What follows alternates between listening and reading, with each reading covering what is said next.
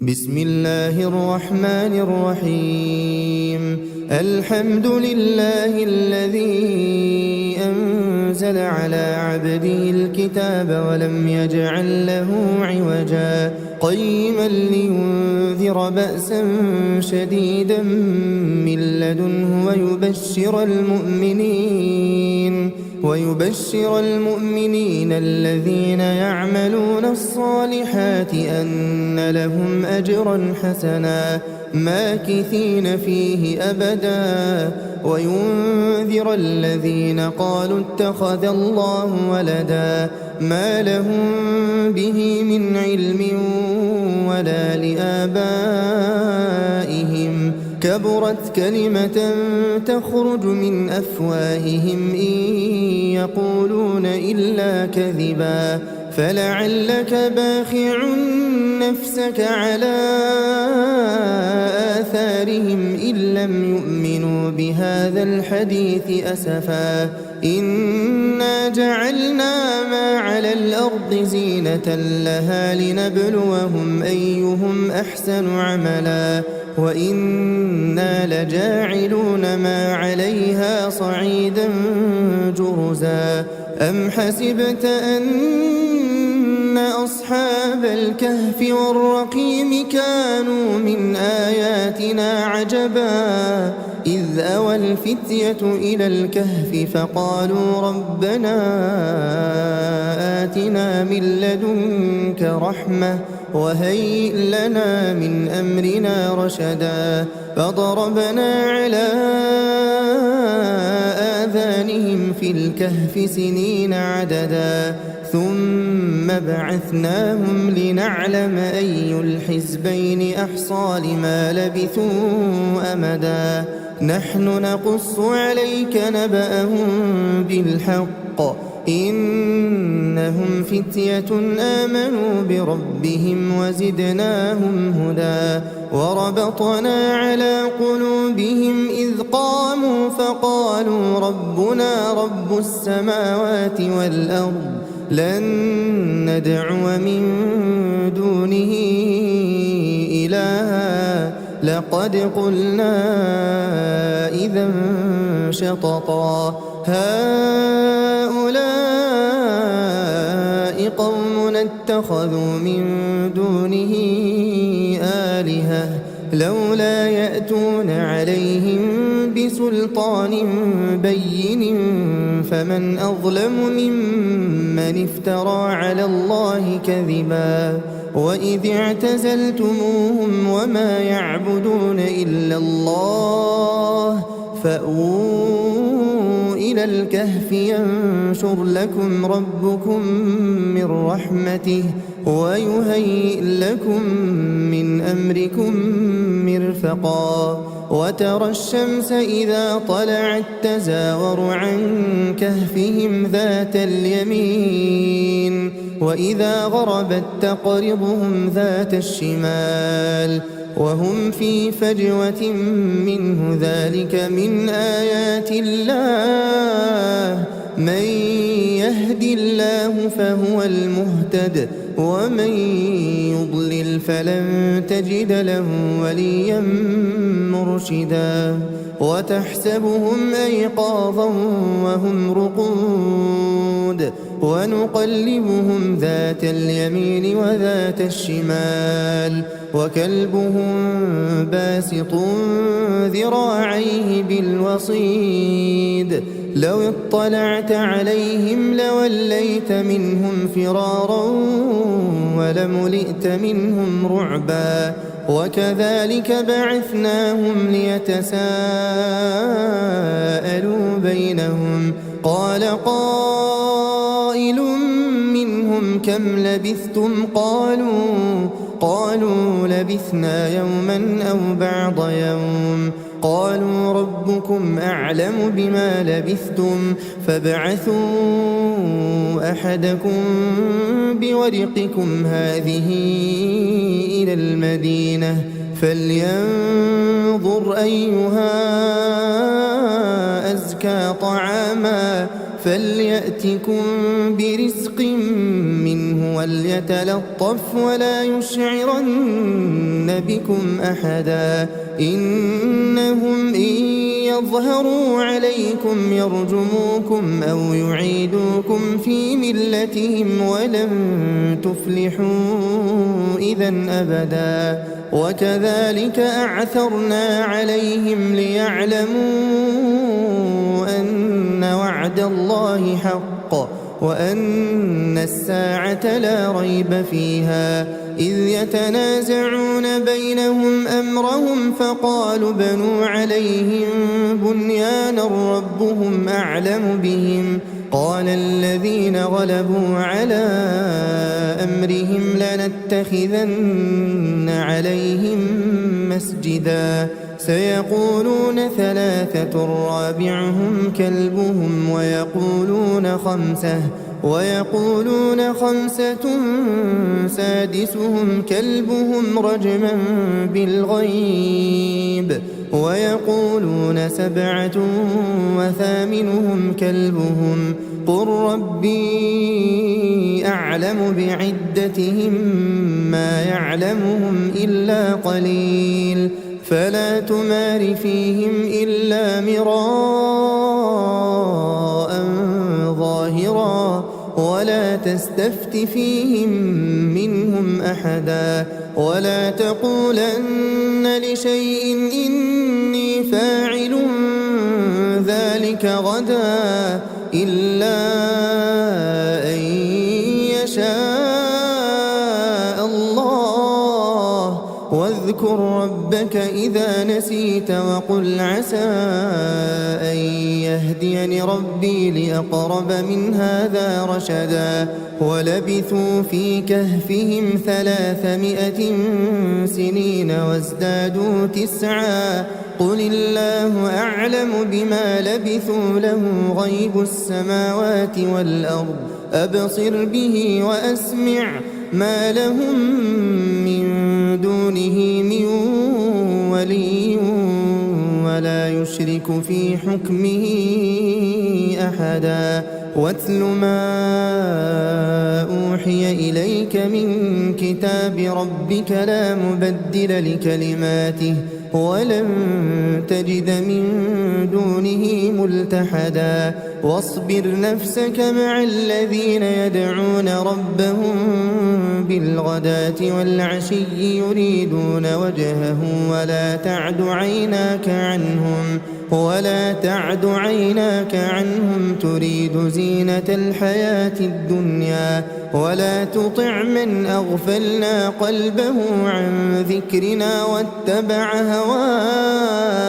واتبع هواه وكان أمره فرطا وقل الحق من ربكم فمن شاء فليؤمن ومن شاء فليكفر إنا أعتدنا للظالمين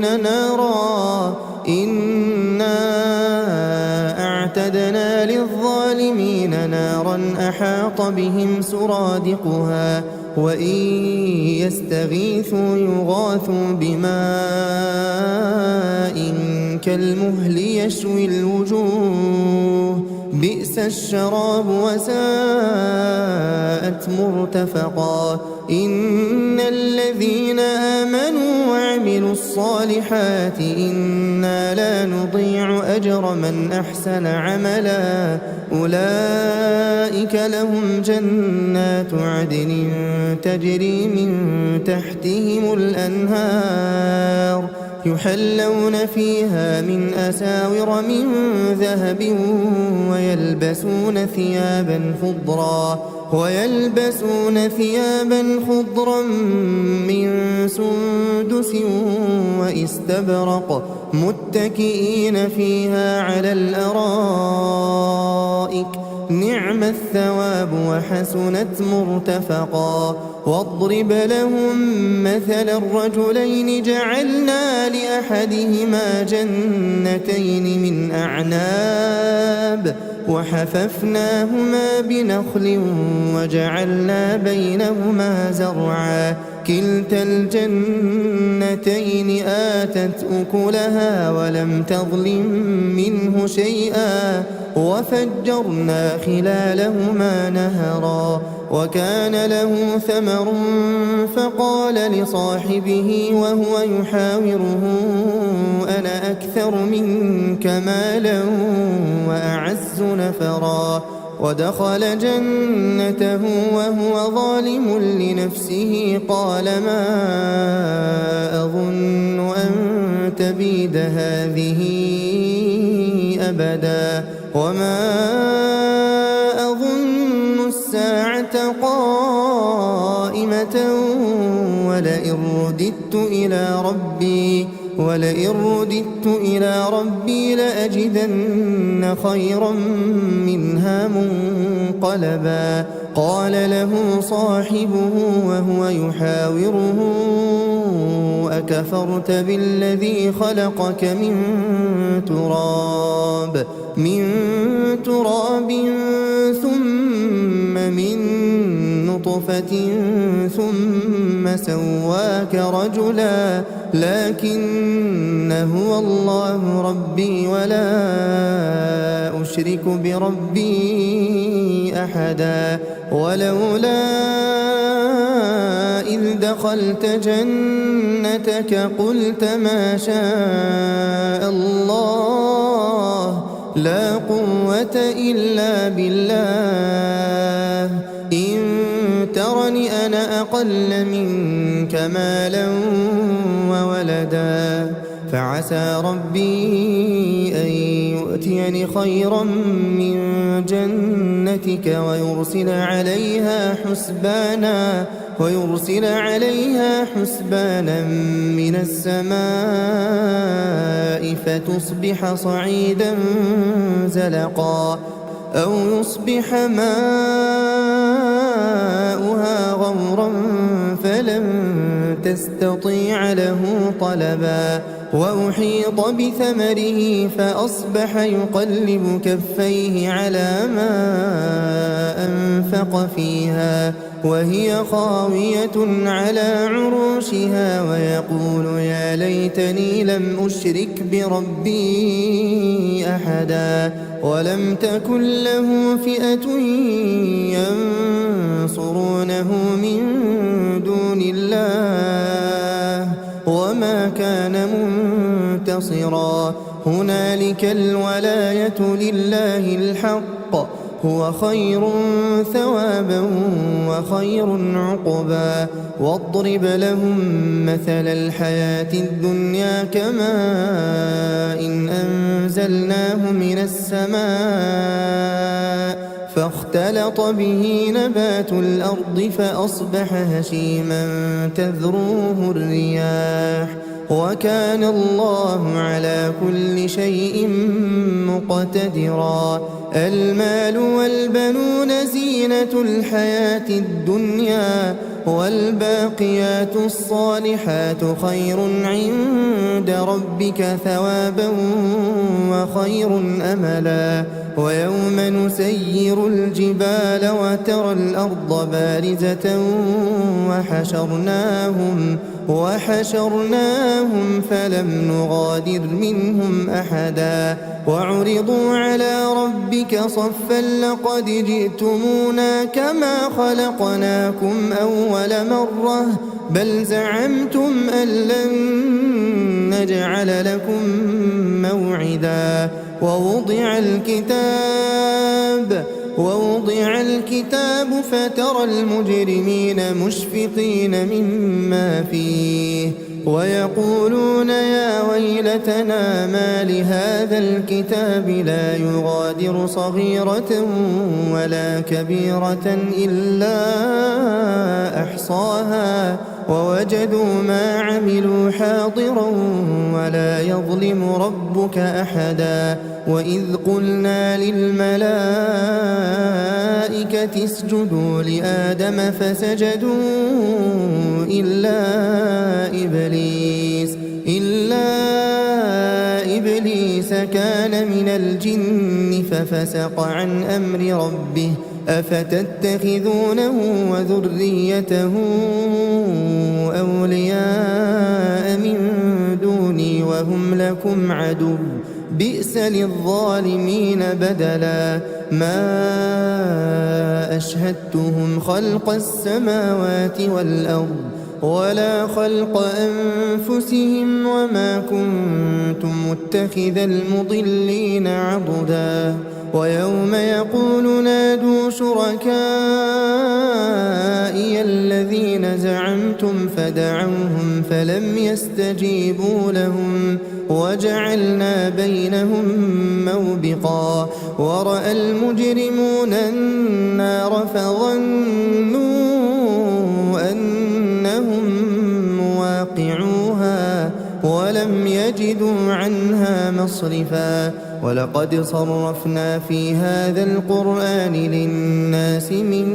كل مثل وكان الإنسان أكثر شيء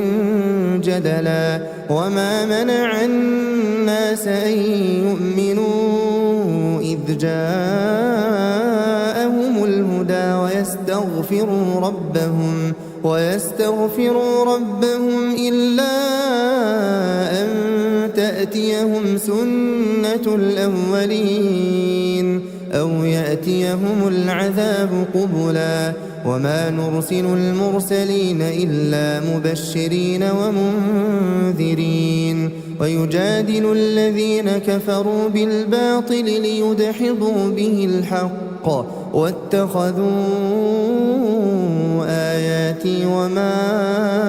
أنذروا هزوا ومن أظلم ممن ذكر بآيات ربه فأعرض عنها ونسي ما قدمت يداه إنا جعلنا على قلوبهم أكنة أن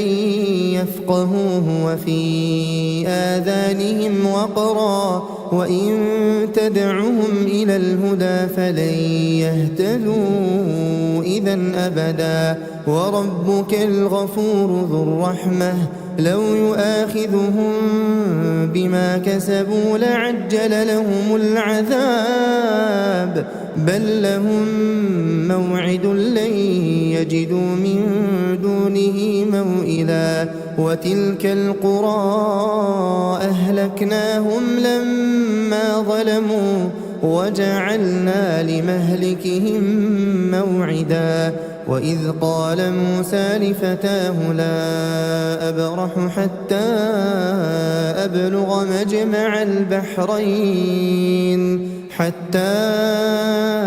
أبلغ مجمع البحرين أو أمضي حقبا فلما بلغا مجمع بينهما نسيا حوتهما فاتخذ سبيله في البحر سربا فلما جاوزا قال لفتاه آتنا غداءنا لقد لقينا من سفرنا هذا نصبا قال أرأيت إذ أوينا إلى الصخرة فإني نسيت الحوت وما أنسانيه إلا الشيطان أن أذكره واتخذ سبيله في البحر عجبا قال ذلك ما كنا نبغي فارتدا على آثارهما قصصا فوجدا عبدا من عبادنا آتيناه رحمة من عندنا وعلمناه من لدنا علما قال له موسى هل أتبعك على أن تعلمني مما علمت رشدا قال إنك لن تستطيع معي صبرا وكيف تصبر على ما لم تحط به خبرا قال ستجدني إن شاء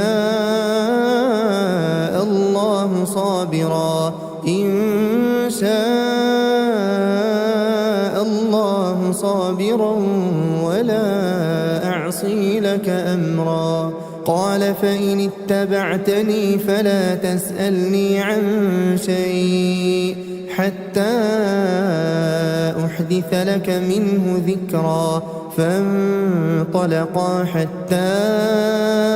إذا ركبا في السفينة خرقها قال أخرقتها لتغرق أهلها لقد جئت شيئا إمرا. قال ألم أقل إنك لن تستطيع معي صبرا. قال لا تؤاخذني بما نسيت ولا ترهقني من أمري عسرا. فانطلقا حتى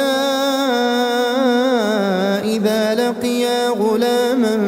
فقتله قال أقتلت نفسا زكية بغير نفس لقد جئت شيئا نكرا. قال ألم أقل لك إنك لن تستطيع معي صبرا. قال إن سألتك عن شيء بعدها فلا تصاحبني قد بلغت من لدني عذرا. فانطلقا حتى إذا أتيا أهل قرية استطعما أهلها فأبوا أن يضيفوهما فوجدا فيها جدارا يريد أن ينقض فأقامه. قال لو شئت لاتخذت عليه أجرا. قال هذا فراق بيني وبينك سأنبئك بتأويل ما لم تستطع عليه صبرا. أما السفينة فكانت لمساكين يعملون في البحر فأردت أن أعيبها وكان وراءهم ملك يأخذ كل سفينة غصبا. وأما الغلام فكان أبواه مؤمنين فخشينا أن يرهقهما طغيانا وكفرا فأردنا أن يبدلهما ربهما خيرا منه زكاة وأقرب رحما. وأما الجدار فكان لغلامين يتيمين في المدينة وكان تحته كنز لهما وكان أبوهما صالحا فأراد ربك أن يبلغا أشدهما ويستخرجا كنزهما رحمة من ربك وما فعلته عن أمري ذلك تأويل ما لم تسطع عليه صبرا. ويسألونك عن ذي القرنين قل سأتلو عليكم منه ذكرا. إنا مكنا له في الأرض وآتيناه من كل شيء سببا فأتبع سببا حتى إذا بلغ مغرب الشمس وجدها تغرب في عين حمئة ووجد عندها قوما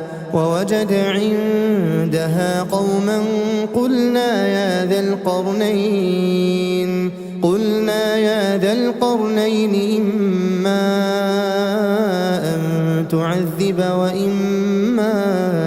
أن تتخذ فيهم حسنا. قال أما من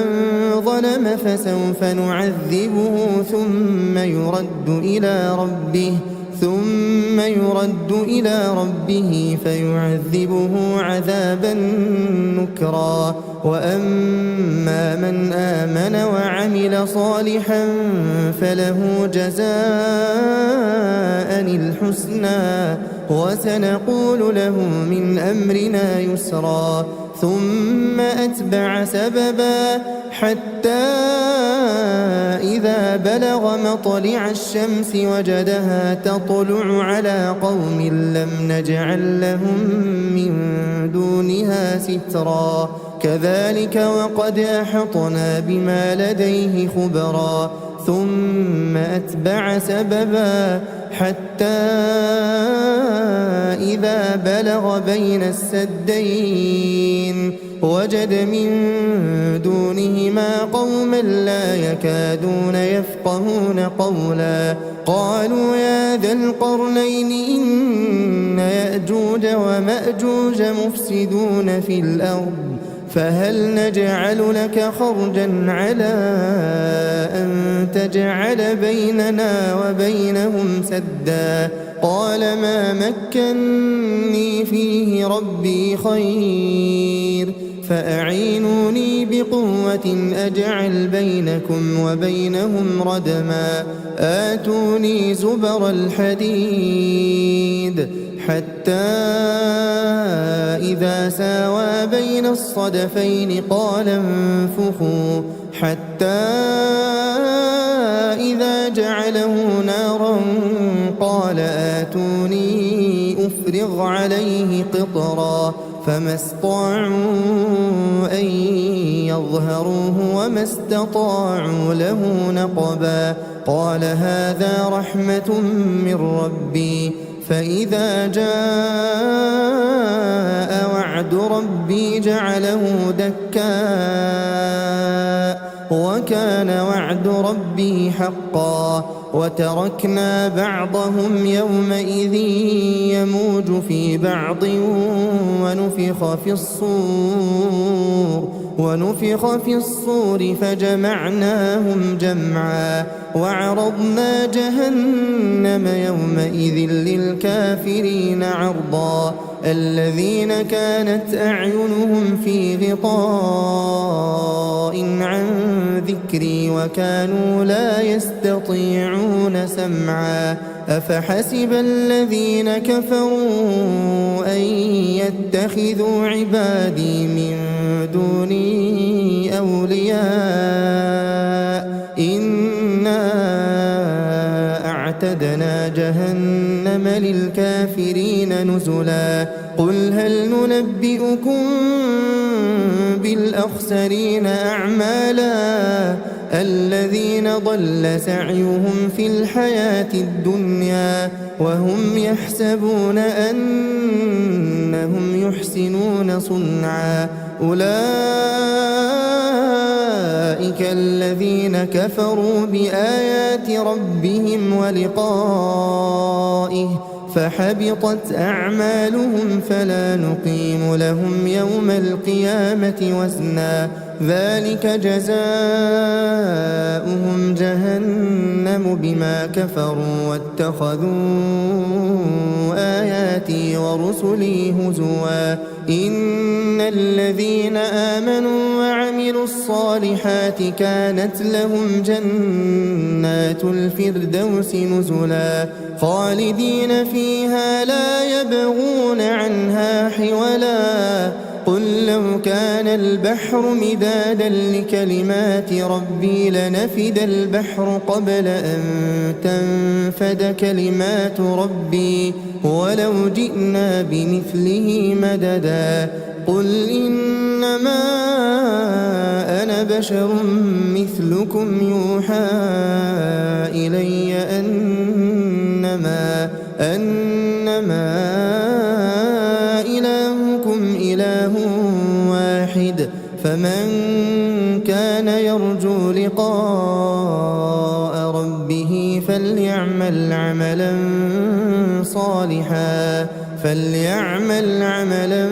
صالحا ولا يشرك بعبادة ربه أحدا.